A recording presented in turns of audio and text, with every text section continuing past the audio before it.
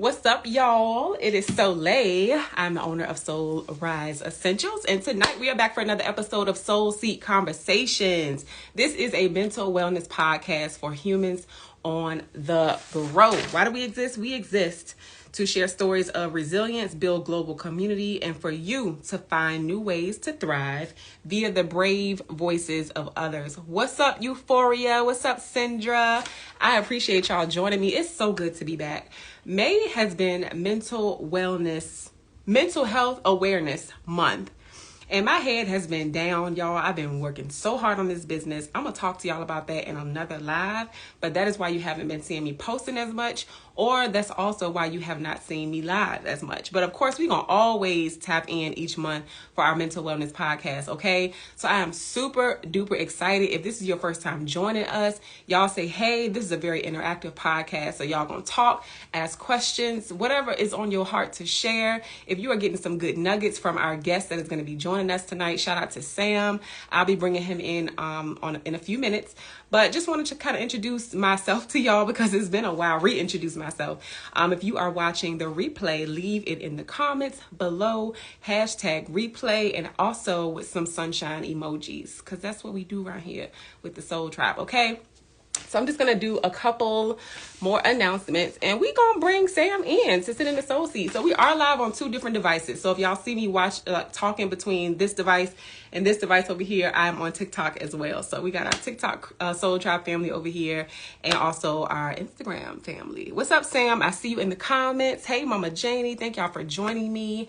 I just wanted to say I'm so excited about today's episode because the way Sam and I met, y'all are going to hear a little bit more about that story later, but it was just so organic, so beautiful. And I just love meeting brave people that decide to share their stories with me, but we're going to get into it. All right. So we talked about who we are. We are based in Richmond, Virginia, USA, if you don't know that. And I say USA intentionally because my mission for this brand is to be global. Okay. So I got to put the USA out there and let the people know where we are representing from. Okay. Why do we do this podcast? So our brand, Soul Rise Essentials, we offer mental wellness and affirmation apparel, accessories, and jewelry for resilient humans on the grow. So people that have been through some things, people that have experienced hardships, but they are not perfect people. They're not interested in being perfect people. However, they want to actualize their best self, if that makes sense, right? So we're authentic over here. We're on our healing journey. We're on our wellness journey, and we're looking for a community, a tribe of people to be on that journey with, okay? Come on, Sandra. Yes to global, okay? So that's what we do over here. So we've got affirmation hats. We have jewelry. I'm doing a stack today, y'all. I got my loved necklace right here at the top, and I also have my Soul Tribe necklace here at the bottom. I be shining with my jewelry, okay? I also have my Do Good, Be Good hoodie on as well. This sold out, y'all. I don't have any more of these hoodies, and they will not be coming back until next cold season. I think I might have one XXL in black. We do have some more lime pack light hats. This is custom, but if you like it, I can put it on the website. What's up, Resiliently Bold? Y'all share this video with some people. I'm also going to go share the live with some folks as well. And then a couple more announcements and we will get started. Give me 1 second. Send this to a few people. So tag somebody, child. If you know someone that is struggling with sobriety or that has reached the point of sobriety, definitely share this video with them. Give me 1 second. You're going to be super inspired by Sam. Just sending this out to a couple people. Thank you for your patience. I can't send it to Sam because he already on here. All right. I think that's enough people. Okay. Yep. I sent it to. Yeah. I'm glad you got your hoodie early too, Sandra. You was on it, sis, because these are gone. Literally gone.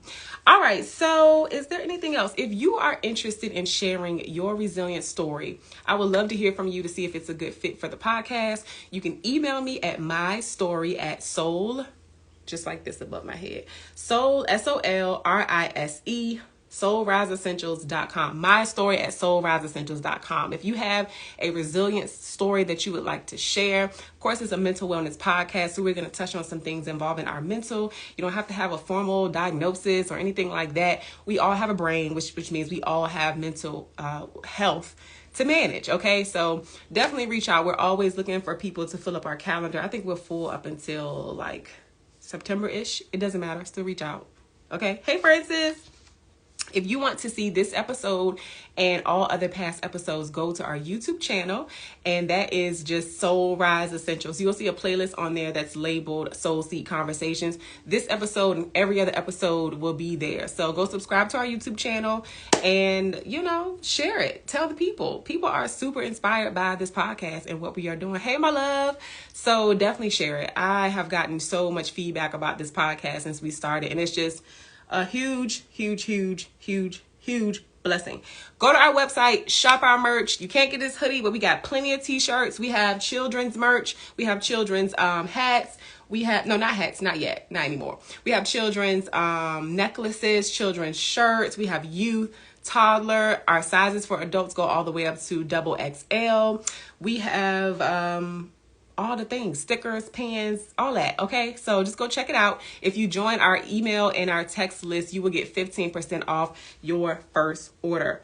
Also, trigger warning. Tonight, we are going to be talking about substance abuse and other traumatic events. So if that is going to be sensitive to you, definitely want to be mindful of that. So if something is said here that kind of triggers you a little bit, just go ahead and cut it off and come back later if that's your decision. But definitely want to put that out there. What up, Swap Meet? Thank y'all for joining me. Thank you, Francis. I appreciate you. So without further ado, Sam, I know that was a lot, friend, but I told you I had to get through a lot of housekeeping stuff because it had been a while since I seen this Soul Tribe. So let me go ahead and request you to come in. Here you are. How's everybody doing, though? Happy... Oh, I clicked on the wrong person. Hold on, y'all. Happy Thursday. Okay, Sam, you should see text list. You also just got a text message that we are live right now. So come on in the room, y'all. Hey, TikTok. What's up, y'all? The people on TikTok love to request to be in your live. What's going on, Sam? You are a backwards friend or side. Hey, oh my goodness. Let me try to... Look at you with your button-up shirt on. You are so cute. I wanted to look good. I don't know what's happening. I love it. Hey, Bloco. I think you have to turn your phone like right side up, maybe. There we go. Boom. Yeah. And that white wall that's like beside you, because there's light coming from behind you. Are you able to like go a little bit more on the white side? Hey, Jamila. You got the folks coming in to support you today, friend. I know. I feel honored.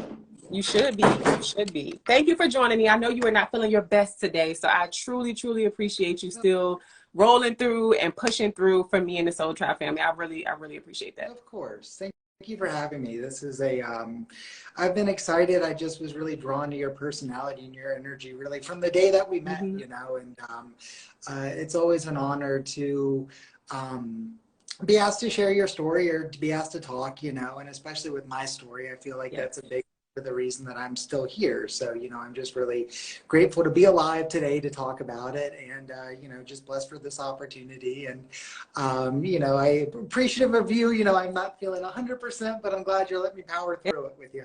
And I'm glad you are powering through. I really appreciate it. So we won't take up too much of your time tonight. Of course. But again, I want to welcome you to Soul Seed Conversations. Welcome to the Soul Seat, where we get real, we're honest, we are authentic.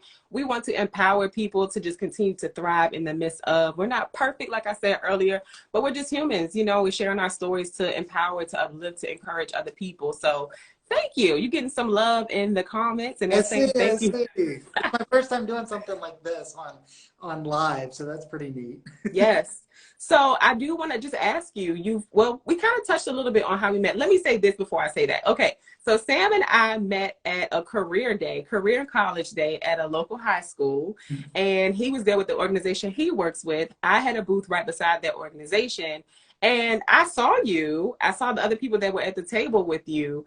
And I think I was walking back to my table. I don't know. I know I was around my table and you just kind of came up to me. I did notice you prior, but you kind of came up to me and you were just like, I don't know why, but I really feel drawn. I really feel led, something along those lines, to share my story with you.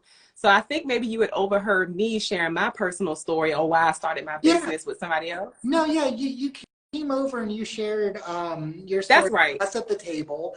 And, Yes. me being new at work, I was like, well, I didn't want to throw all that quite out there, but, I really could resonate with what you were That's what saying. it And was. I had introduced myself to your coworkers. yep. Okay.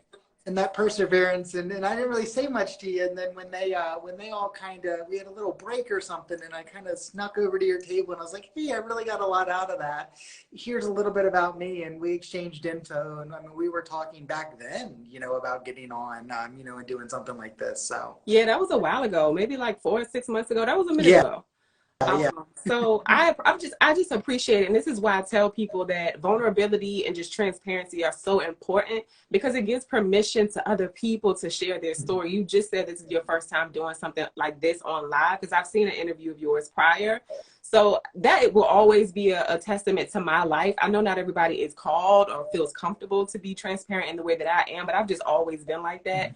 So I'm blessed that I was able to share that story with your coworkers and it resonated with you, because like you said, you had a brand new job. These people didn't know anything about you, but you felt led to just come and share a personal moment with me because of what I had shared with them in terms of why I started my business. So what a God moment. What Amen.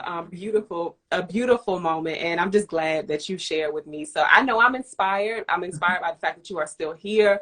So let's get into this story. So first I want to ask you something. How old are you? uh, 36. Okay. I'm asking you that because if people have seen the flyer prior to this conversation, they do know that you have cirrhosis, right? Do you want to explain what cirrhosis is real quick? Yeah, so I have it's liver disease, and so basically cirrhosis is, the liver is a really remarkable organ, and it can recover from a lot of abuse. Daily wear and tear, even when we abuse it with drugs and alcohol. But it kind of, over repetitive abuse over a long time and not enough time to actually recover, we can develop fibrosis or cirrhosis, which is essentially it's when the liver becomes so inflamed, and then it doesn't actually heal properly. It dies and it turns into scar tissue. Okay. So how long has it been since you've been diagnosed with that? 4 years. Okay. So I was so originally I was after a really bad 2 week bender. I was rushed to St. Mary's Hospital in May of 2019. So if nothing crazy happens, it'll be 4 years on the 29th. So 4 Um, years sober. yep.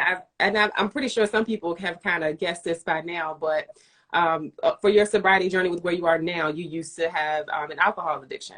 I do. I do. I will never lose that addiction. I think once I can accept that I am that, I can also accept what that means. And for me, what that means is, I am somebody that, I just cannot safely consume, alcohol. I have nothing against it. I have nothing against people that drink. I think it's fantastic. It worked for me for a really long time. It worked too well for me for a really long time.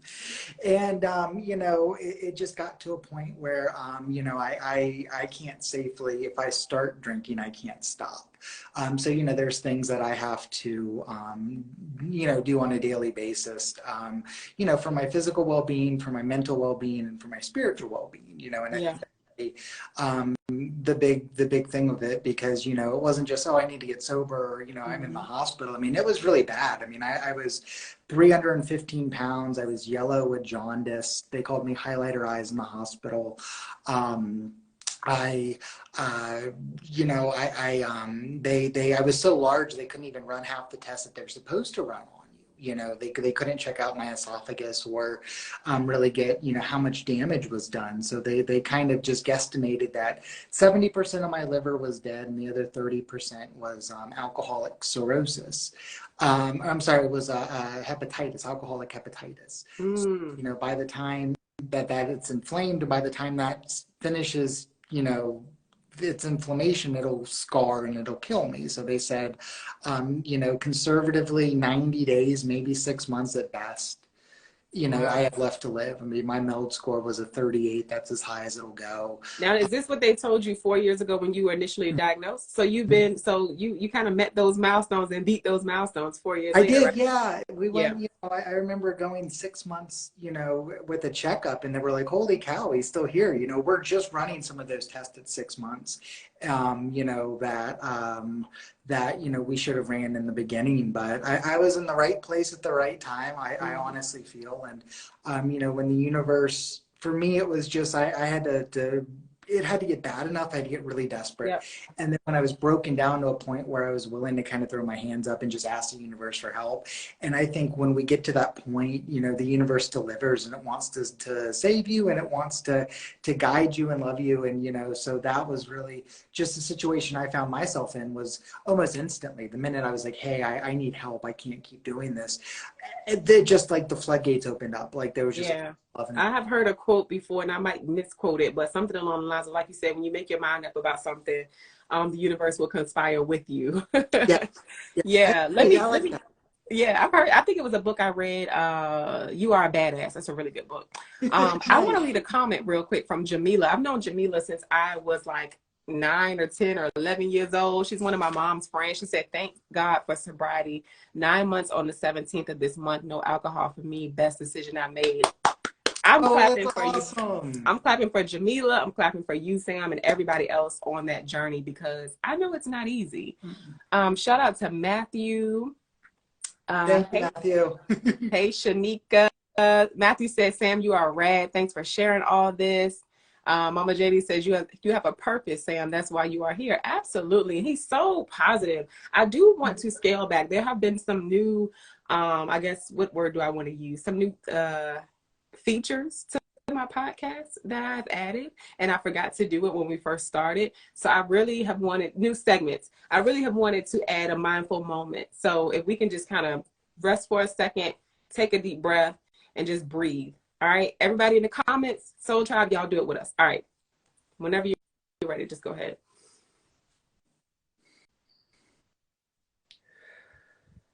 And I do mine 4 times.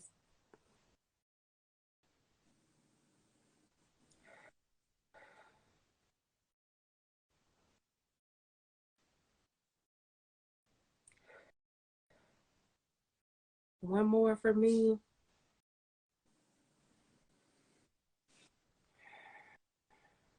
I feel like that kind of just recenters everything. It sets it off to a really grounded place, you know, before we get into these heavy topics. And quite frankly, for me, I have so many things going on in my personal life, and trying to run a podcast, be a business owner, and a mom, sharing these deep conversations. I just love to start off the podcast. It's been something new we started to do. So thank you for that moment with me. I appreciate you. Okay, so also, you don't have to share where or who you work for, but let us know what you do. We did skip over that as well. Sure. So I work in college admissions. So I work for a university in the city. Something that's new for me. I've worked in like talent acquisition for about the past 6 or 7 years, with some call centers, some corporate scenes. So it's nice to sort of transition over into higher education. It's, you know, at the end of the day, the things that I really like about it, you know, which is getting to educate people, it's getting to meet new people, and it's getting to help people, you know, and that's such a big decision where they're going to go to school, and helping them just play a role in that factor for them. You know, I think that's a really neat and worthwhile, you know, thing to do. So I absolutely love it. And there are also some other artistic, creative things that you like to do as well. What are those things? Yeah, so, you know, one of the biggest things I found in sobriety, trying to grab my water. One of the biggest things I found in sobriety that the biggest enemy, I guess, that I can have sometimes is just boredom, you know? People don't have an outlet or stuff to do. So I've really gotten into nature. I went keto, so I started walking like 5 to 10 miles a day. I really got into photography. 5 to 10 a day? That's amazing. Yeah, I really had nothing else going on. Yeah. You know, it was literally, I mean, I was counting down the days I had left, And, you know, I knew that walking, it would kind of give my liver a better chance of getting some of that fat, you know, off of it. So doing that, photography has been What incredible. type of photography? So I got into, I do street photography now. It started off with kind of doing some freelance journalism. I started in the summer of 2020. You know, I was about a year sober, and the world had shut down with the pandemic, you know, meetings and all that stuff. A lot of my usual outlets are closed. And 2020 was just a really interesting time. And there was a lot of social justice, a lot of protests and, you know, social movements going on. And I got really involved in that scene in Richmond. And I would end up bringing, you know, my phone and just taking pictures and videos and putting them on Instagram, Twitter. And, you know, that kind of took off. And I had a media outlet, you know, Jukin Media reached out and was like, "We love your stuff. Do you want to freelance some of this?" Wow. So I was like, And this was "Holy all cow." from your phone? Yeah, yeah. Oh, wow. So so I did that, you know, pretty much and through the last protest that we had in Richmond. And I asked my sponsor afterwards, I was like, "What do I do now?" You know, he was like, "Well, you really like photography. Get a camera and just kind of focus on street photography." So that's really been the jam. You know, just going out. And for people who don't know what a sponsor is, if you could just elaborate shortly on that. So, you know, it's basically a mentor that I have in my recovery plan. You know, I don't think that, you know, I respect the traditions with my recovery, and I don't really share that. I'm more than happy as an open book to outside, you know, what my personal tale was for it. But essentially that, you know, because I don't think any one group has a monopoly on recovery. I think everyone, you know, what works for me, and that's all I can really do and share with people is what I did to get out of it.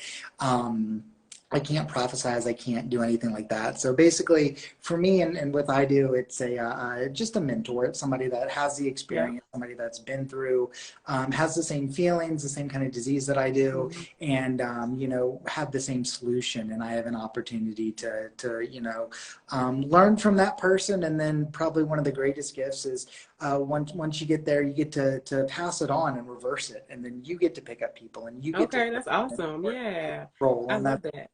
So also another question that I like to ask people too, since it is a mental wellness podcast, and you could be as honest as you would like to be, which is encouraged. How is your mental health right now? You know, I've been going through some stressful things, you know, just I thought that I thought when I was in active addiction that, you know, all of my problems were just drug and alcohol based. So once that went away, all my problems go away. And that's not the truth. I still get angry. I still get jealous. I still get heartbroken. You know, I still, all of these things. So, you know, it's been a rough month, if I'm being super honest with you. You know, I'm having to move, which isn't really a lot of fun. You know, I'm going through some personal relationship stuff. I've had some health issues, which is really scary when you have you know, cirrhosis. You know, I mean, I was in and out of the ER a little bit this month and last month, you know, at the doctor. So I had surgery, you know, I had bladder surgery. So, you know, it's been better, but, you know, I just have to, it's hard because in recovery we say, oh, you get return to sanity, right? Like that comes back. And I was like, I don't know if I can get returned. I don't know if I was ever sane to begin with. What am I returning to? And, you know, and it's great now that I can realize that, hey, you know, maybe this isn't real. Like, you know, I don't know what this is, but I don't think it's as bad in my head as it really is. And I just have a network of people that I can call today. I have a substitution of healthy, I have an inventory of you know, healthy substitutes that I can go on today and do that because, you know, my mental health is just as big as my physical health, just as big as my spirit. That's right. That's right. You know, it all three goes together. Absolutely. And I have to time out for me. I have to be mindful. I have to be, you know, I have to have purpose. You know, I have to be very purposeful for the decisions I'm making, what I do on a daily basis, and really how I can just be of service. You know, and that's kind of. I love the way you answer that question. Just like you said, just be honest. You know what I mean? Because we can't support each other if we're not honest. We can't garner the support that we need, that we deserve, that we should have if we're not honest. And I'm in the same boat with you. We are all going through something. Some days, some hours, some minutes, some months, some weeks, some years are better than others. Some, they just kind of suck. You know what I mean? Yeah. And sometimes you're in the middle. You know, sometimes it's not all that bad. And that's okay. You know, wherever you are on the totem pole, all of that is okay. And that's what I try to stress to people often. So where I'm at, like mentally right now, I would say on a scale from like 1 to 10, I'm right in the middle. You know, I've been better, but I've also been worse, you know. So I appreciate your honesty in that. And again, it's just important to me to just be transparent. You don't have to divulge everything, but just letting people know I'm human too, you know, is so important. So thank you for sharing that. If you are just joining, this is episode 20 of Soul Seat Conversations with Sam. Your last name is Mertz, Yeah. right? Mertz. This is Sam, and Sam is sharing his resilience story, and it does involve sobriety, but he wants to share some other things too. So we're just talking about him coming up actually on your fourth year sobriety anniversary. Is it this month? Monday, yeah, the 29th. This coming Monday. Yeah. So y'all show him some love in the comments on the replay. This is gonna be on YouTube. We on TikTok. Y'all show Sam some love. Congratulations. That is a feat within itself. Number one, because the people told you when you were diagnosed with cirrhosis that you had 6 months to live. And here you are 4 years later, still alive, still being positive in the midst of, and you are sober for 4 years. So that is amazing. Congratulations. Thank you. And, you know, it's, yeah, I mean, it was really bad, like, you know, health-wise. I think it was like for the average of people that get diagnosed with what I have, it was like 41% live past a year. And then I think 35% live past the second year, you know, because I mean, it was just as severe as, you know, I just completely, I think at one point they estimated like 96% of my liver was dead. But that 4% was still powering it, and they couldn't explain it, you know, and I just kept, you know, it was like shampoo, just getting up and rinse and repeat, and you know, doing the same thing, you know, on a daily basis. So to get those 4 years, it's not just like, wow, I've gone 4 years without, you know, drugs and alcohol, but it's also like I'm alive for 4 years, you know. I mean, that's the thing. And I just try to think of, you know, what an absolute roller coaster, and how grateful I am that I've been here the last 4 years. You know, even that's also something that you shared with me too when we met. You were just so positive, and you were like, I'm just saying yes to everything I've ever wanted to do, even the things that scare me. Mm-hmm. If I can be of service or inspiration to somebody else, I want to do that. And that does not mean, you know, even though you're optimistic, that doesn't mean you don't have bad days. So I can really appreciate your humanity and just what you've chosen to do with your situation, which is still be positive. And I know you have your days. You don't even have to tell me, because I know they come and go, right? So I just so respect that about you. So on that same topic, I wanted to ask you, how has faith played a part in, or your mental, like your I feel like you up here, you have to tell yourself things mentally to kind of continue pressing forward, because I believe your body hears that, and that 4% was able to press through. The cells have heard that, and you're able to press through at that 4% at the time. And I personally believe that's why you are still here. So talk to me about like your mental space and your faith. How what is that like for you? I think that, you know,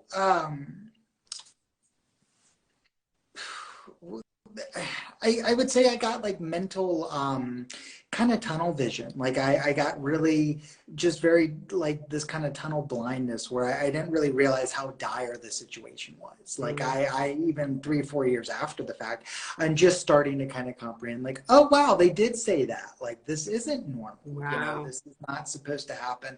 So it wasn't like I've got, you know, I was counting down the days, you know, I've got 60 days, I've got 55 days left to live.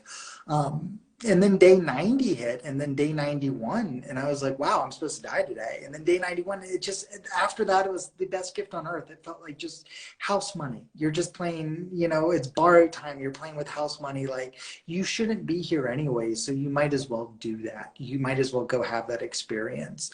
And for me, you know, I without having faith in something greater than myself, I wouldn't be here.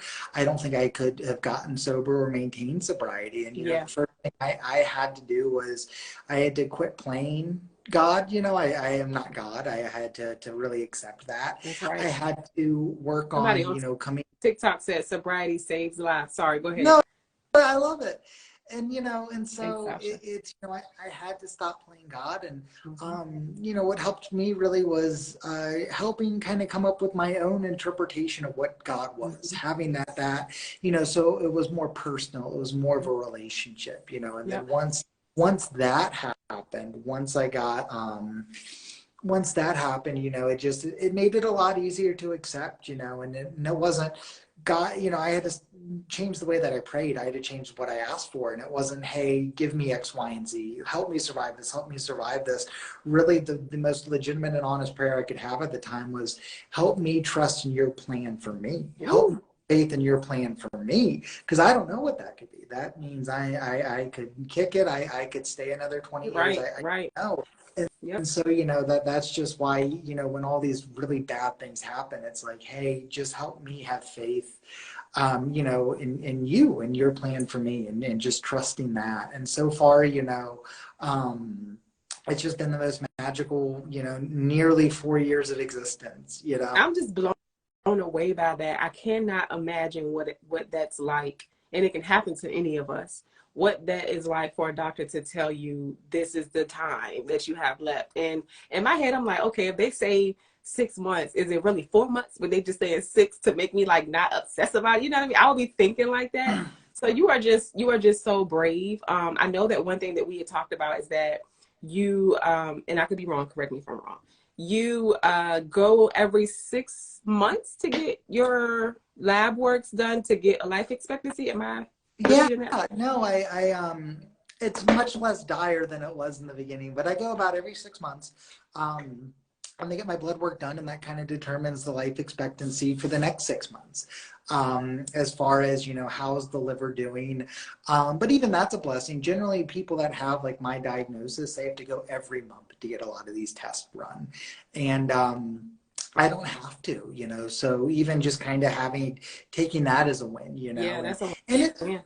and it's freeing though. I mean, I really, I can't, dying's easy. Living is difficult. Mm-hmm. Woo! That is a word right now. Dying Wow. is easy. Living is hard. Wow. So, you know, like yeah, I mean, it was very like, looks good this month. We'll see you in 6 months. And I was like, man, like, you know, when I'd get worked up about things, I'd be like, well, you know, it might not matter here in 2 months. So what do I really care?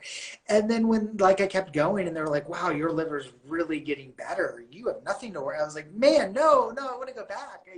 I was defined so much by that sickness. And then it was kind of like, no, it was nice thinking, oh, this could all be over in, you know, a year, not like, oh, I got to keep doing this. I really got to pay these debts off and, you know, get out of Right. the, but you know, it's a struggle, and it's a struggle that I'm very grateful today to get to go through. And I mean, yeah, but I mean, it really, it put things in perspective, because a lot of times in sobriety, like we count the time up. Like I've got a week, I've got two, and there's nothing wrong with that. That's why some places give chips. I'm a big fan of that. For me, it was the opposite. For me, I'm counting as like golf. I'm counting down. I have 80 days to live. I have 50 days to live. So, you know, just really that whole mentality, just, it was kind of flipped from me from the beginning. And, you know, one of the most popular sayings in recovery is one day at a time. And that's really what this turned into, was just one day at a time, especially when you have you can count how many you're supposed to have left, which I did. You really want to just live in today, because if I'm not guaranteed tomorrow, you know, And that's so a it word really. for all of us, you know? Whether you going to the doctor every 6 months to get your labs checked or not, that is a word. I appreciate that. And that's why, like, you know, coming on, you know, avenues like this, you know, it's like, yeah, absolutely, because we're all you know, we're all waves from the, you know, the same ocean, right? You know, different waves from the same ocean. So we all have our challenges, we all have our Mm-hmm. struggles. And it's not like, well, I don't want to become this elitist where I'm like, I can only talk to people in recovery, or, you Right. know, have an addiction, you wouldn't understand. No, I mean, there's just some things of the universal journey, I think, that, or our story, that are just so universal that, Absolutely. you. I think, if we have the ability to share it, and it's just kind of understanding your lane. I think I was kept alive. I think I was given some of the skills that I was given to express that and to communicate that. Not everyone Right. has those gifts, but that doesn't mean Right. they don't have gifts, right? Right. That doesn't mean they don't have something that they can't contribute. It's just going to look a little bit different. And, I could really see that out, in the 2020 protests. Some people are in the streets, some people are just online, Right. some people are calling, they're going to the city. It was so many different, there was so much work to do, and everyone just had an opportunity to really participate in it. Absolutely. Thank you for sharing. I'm gonna read a couple comments as well. Of course. Lady said, yes, Sam, congratulations. Local Search, Markeisha says, all the love, congratulations. Shanika said, congratulations. I love that, Sam. Excuse me. I love all of that too. I want to ask you a question about temptation, because everywhere I look, alcohol is everywhere. It's just, and that ain't nothing new, right? However, we have TV now, different shows. It's just everywhere. So, and we share it on social media. People are going out, you taking pictures of what you're drinking and toasting and all of that stuff. So because that's how our society is now and it's on display, do you have any issues with like triggers? Do you have friends that you do hang out with because they don't drink, or what is that like? Or do you even have any of these triggers? Yeah, I would say, I'm never immune to it. I look at sobriety kind of like the ocean. It's something, addiction, that it's something it's very powerful. And, I'm not afraid of it, but I also don't want to turn my back to it either, So, but, I really believe, like it says in some recovery literature, as long as we're spiritually fit and we have a purpose, we can go anywhere on God's green earth, And I think it's just I think it's having mindfulness of where I'm at mentally. I think it's having plans prepared. It's, I can go to the party. I'm going to drive myself though, because I don't want to be stuck with somewhere, or to just be of service when you go places. How can I help up? Like at a wedding, like, do you need help with chairs? Can I do this? Can I do that? It's me showing up. It's me getting to contribute and help people, but it's also, it's keeping me busy. And I think that's just like I said a little bit earlier, the boredom aspect of it, that can really creep up on people. So I think it's having a plan. I think it's just having a wide, a daily plan. I think it's having special plans when special events happen. I think it's having a network of people to call. And, working with other alcoholics or working with other people that are struggling, that guarantees you immunity almost from anything, So if I'm having a bad day, I will try to reach out to someone who's having a worse day, and it gives myself a little bit. It gets me out of myself, and it's kind of a win-win, because like I said, I don't have an issue with drugs and alcohol. I don't have a drug problem. I don't have a drinking problem. Drugs always got me. I forgot to mention that, because I heard you mention. Yeah, I heard you mention that earlier, and I forgot to bring that up. So it wasn't just alcohol for you. No, and it's to me, I'm a moralholic. I want everything I have and everything you have, and then I want to know when we're getting more. It's just I can't. I'm never satisfied with anything that I have enough. I don't want it's overconsumption, And so it's the way it's alcohol, it's with drugs, it's with Wendy's cheeseburgers, It's with anywhere, I mean, that my first addiction was probably sugar. I was a really obese little kid because I just could not stop. If I couldn't eat an Oreo, I'm eating a sleeve and then the whole pack of Oreos, So I don't think I was, I don't try to waste a lot of time and energy with, was I born into this lifestyle that I just, it doesn't run in my family, it gallops, Okay. It is what it is. I mean, I have it. And so I don't really want to waste a whole lot of time and energy with, figuring it out, but I'm going to do anything excessively. I'm going to do everything. You think that's just part of your personality, an addictive personality? I'm an extremist. Yeah. It's one extreme or the other. All or nothing. It really is. Like, I went to I went to, I was doing this like 2-week cleanse around this time last year. And I stopped and I wasn't doing any energy drinks. It was really good. So I stopped and got like an energy drink on the way to a meeting. And I was like, oh my God, that's like really good.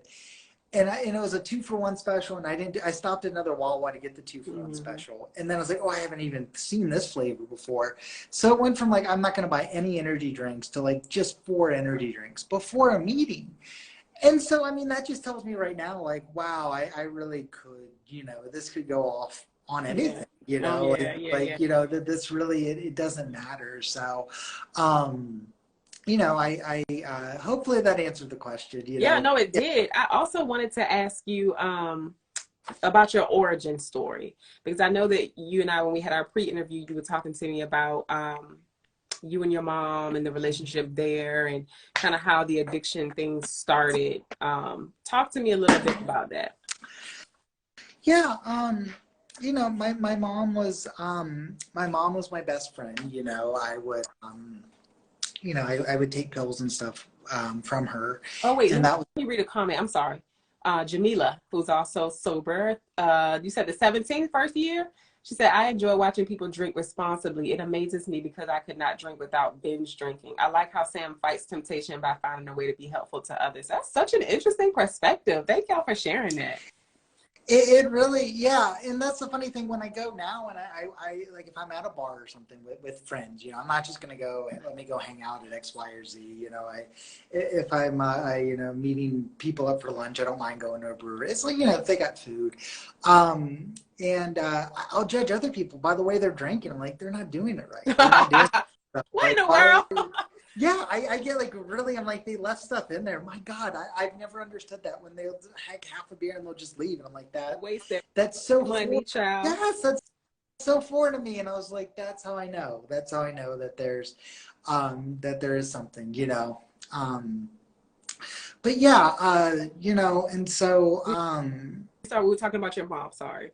Yeah, she was my best friend, and she had some demons as well, and unfortunately, she died of an overdose when I was 18. Oh wow! So her 18-year anniversary was this month, actually. So I've lived longer on this planet without her than I have. And it was really hard. I was a mama's boy, and I felt very lost after that. I felt very alone, and and it's still, even 18 years, it can still have some days are better than others. Absolutely. So I just, I try to be the best son that I can be into her legacy. And I think, my mom's legacy is really how me and my brothers turn out, how our lives end up. And so, just, keeping up my sobriety, just trying to keep up and to be helpful with others. And I think that's, really the best way that I can honor and express my love for her is doing that. And I think the fact that her anniversary of not being here in the physical with us anymore and your sobriety anniversary being in the same month, I think that is a beautiful tribute, to be honest, because it could be another type of anniversary that's not so positive in that same month, and it's something positive. So, yeah. Thank you. Yeah, thank you for sharing that. And rest in peace to Mama. So I know that you were saying that you also went on a weight loss. Well, I don't know if it was a weight loss journey. So you tell me what it was. You said that you were over 300 pounds at one point. Yeah. So I went on a keto diet and I ended up losing about 140 pounds. What year was this? Was this, when was this? In the hospital. So 2019. Oh, okay. So this was all happening around when you got your diagnosis with the cirrhosis. Yep. Okay. Yeah. So I, they don't really give you a playbook, right? They don't give you do this, they just kind of, you're leaving the hospital. You might want to think about stop drinking, and they don't want to diagnose or tell you you're anything because they don't want any, and they just kind of want you to go. And so I didn't really know what was up, so I ended up, I never went back to my house. I had a business. I had this duplex on Monument Avenue.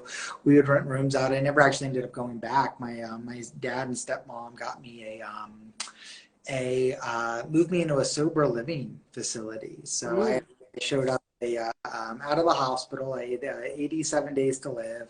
I had two trash bags of just mismatched clothes that were not clean that my brother was able to kind of scrounge up from the floor, and just, hand me this bag, and off you went, into the sober house. So for me, it was really, I had to just completely jump into this, and kind of abandon everything I'd known before and really commit myself to this lifestyle. So then, I was just trying to look up, and, truthfully, there was this girl I really wanted to impress, and she's like, "You should go keto." And I was like, "Oh my God." So I watched. Right. Cause I hear more about women being on keto than I do. Right. Men. So I was like, absolutely. I'm just taking notes, and I was like, this vitamin's good. And I just wanted to impress this person. So I literally went and, I started keto, and, the hard part of keto, the keto sickness or whatnot, I had kind of already experienced in the hospital, through detox and all that stuff. So I just kind of made, some of these lifestyle changes, and it turned out to be really beneficial for my liver, having those ketones or having that, and it really dissolved it dissolved a lot of that fatty liver that was encompassing in it. Mm-hmm. But your doctors never told you had to lose weight. No, they said that saved my life, Okay. And they'll ask, today, they're like, "What did you do again?" Or "What was that diet?" And I'll share with them. I'm like, "Oh, it was keto," or, it was this or that. But there was no like specific game plan of like, "Hey, we need to do X, Y, That's and so Z." interesting. You would think that after you get a diagnosis like that they're like, "Okay, we're gonna link you up with this person and they can help you get a nutrition plan, or you can do this." You pretty much did all this stuff on your own. I feel like I was kind of I was just so far gone at that point that it wasn't, that to them it might not have seemed like That's a right. worthwhile investment. They just sent you home to die, essentially. Kinda, yeah. Yeah. Yeah. I think that they and they don't say it, and I don't really know 100%. That was my first and hopefully only time having to go through that or experience of that. But For sure. they there wasn't a whole lot you could do at that point. They just really wanted to make sure that I was comfortable. But the level of care I was getting in the hospital, like they would, like I was a smoker, like I'd smoke cigarettes. So they would give me pain, medicine for the pain that I was in. So they would do that. And they would come and sneak me like the Nicorette gum, like every time, like at 1 a.m, they'd come bring me the gum when they had to do the little shot, Yeah. just because they're like, it's not like it was out there, but it's the best we can do for you. So I mean, it was really little things like that, and that's what that inspiration really came from, was just getting to be present and stopping long enough just to notice how all these other people care. No, And seriously. they are making, and I just thought to myself, if they cared that much, I need to just give a little bit. I just need to care a quarter of as much as they do, because they're going through sober house. Like, you could go to this rehab, this and that, like nurses just hanging out like on their off time, or not their off time, but like, in their breaks or whatnot, they would come and, they'd let me roam the hospital, or not roam, that sounds terrible. They would let me walk on my floor. Just hang out, do something different, change up the scenery a little bit. Exactly. So. Yeah. No, that's beautiful. And I love that your dad, you said it was your dad that got you into the sober living house, right? Yeah, my mom, my stepmom, and my dad, they were in Hawaii at the time. And so that was, I think, probably really hard on them, being so physically far away. Yeah. But, the fact that they still showed up and helped you, and I love that. I love that you had that support system. And I'm just so proud of you. Like, everybody's commenting in the comment section, and Local is saying you have such a special and inspiring story. Thank you for sharing. Azra says, this is amazing. Unfortunately, doctors don't care as much as we think they do. Listen, understand that. And I'm just shocked that, like, this whole weight loss journey, you stopped smoking cigarettes, doing drugs and alcohol. You lost weight. Like, a lot of that you have to attribute to your own mental agility, I should say, because all of that stuff is really mental. And to continue going on this long, it just shows how strong mentally you are. So I gotta give you kudos for that. Seriously. Now I know we're not gonna do a whole hour like we typically do because you're not feeling your best. So I'm not gonna hold you, but I do have a couple more questions. Please. And I want you to speak to a person watching this because I'm so happy that people on their own sobriety journey have joined us. So happy. So I hope that more people are watching this. If you're watching a replay and that's you, definitely comment down below and let us know. But I want you to speak to somebody that may see this. I have said for people to share this video with somebody that's on a sobriety journey of any kind. If you have something that you want to say to them, please say that. I would just say that, I love you and I care about you, and that at least one person does.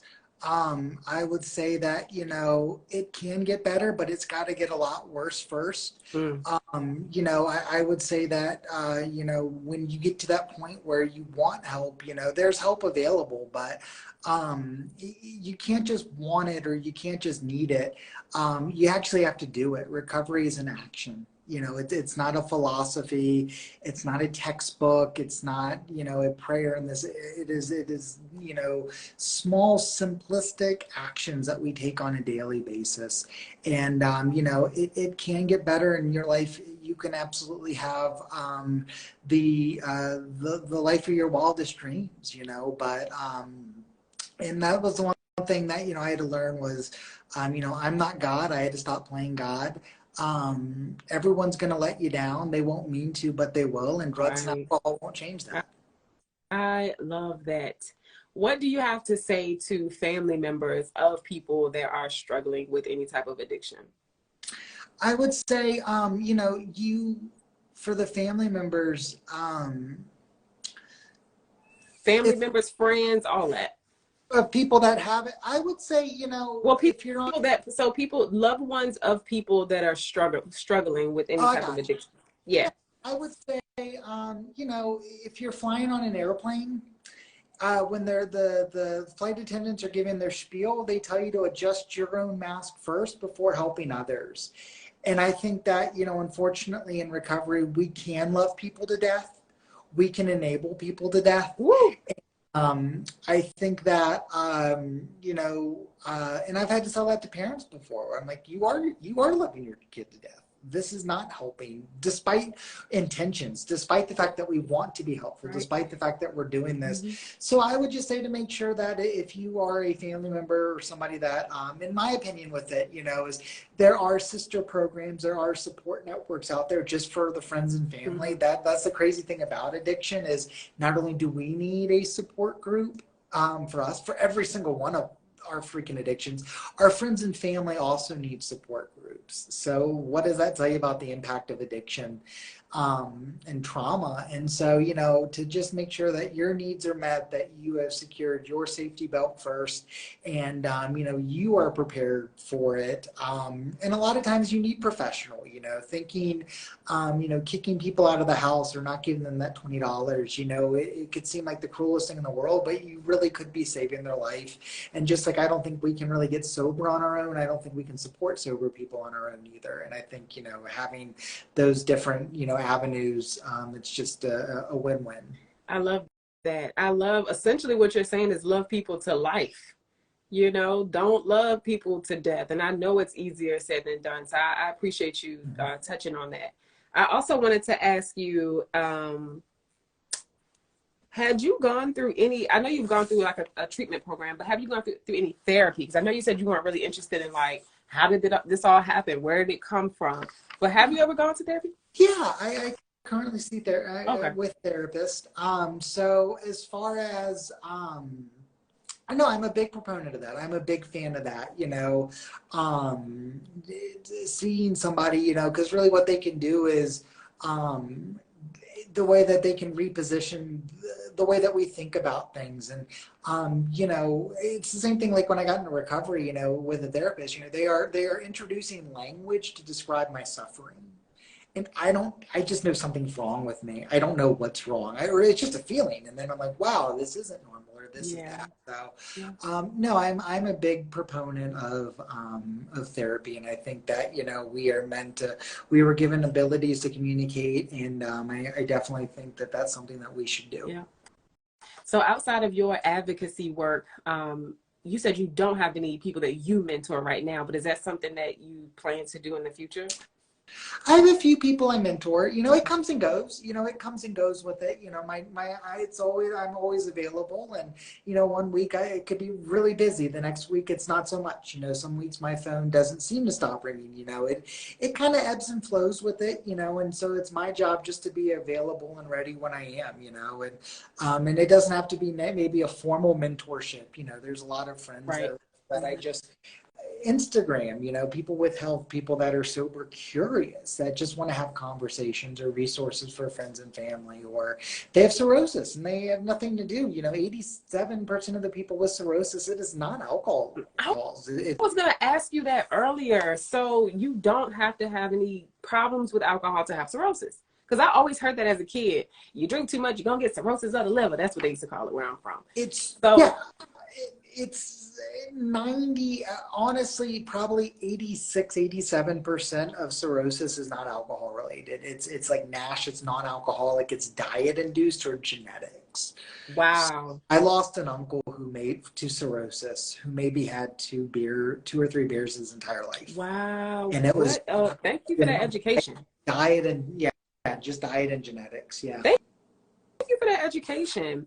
I also wanted to ask you, what do you do? So earlier I asked you what you do. You talked to us about your pastimes, where you work, all that stuff. Mm-hmm. But what do you do to support your mental health and your mental wellness? What brings you joy? What are those things? It's a lot of it's like it's going to meetings, it's working with other people that suffer from some of the same symptoms and sicknesses that I do. That brings me a lot of joy. Just being outside, being present. It's things that being able to show up for my dad's birthday last week to go to a baseball game. I couldn't have done that, a couple years ago. So, it really it is just finding joy in the little things. It doesn't have to be these big. When I first got sober, I am taking sensory deprivation chambers. I'm going on wow retreats. Yeah, I'm burning through money, this and that. And, I've got to find enlightenment. I've got to find it. In this salt bathtub, but and those things are great and they all have a place, but really it doesn't have to be anything big, shiny, or fancy. It's picking up the phone. It's just kind of walking really makes me feel good.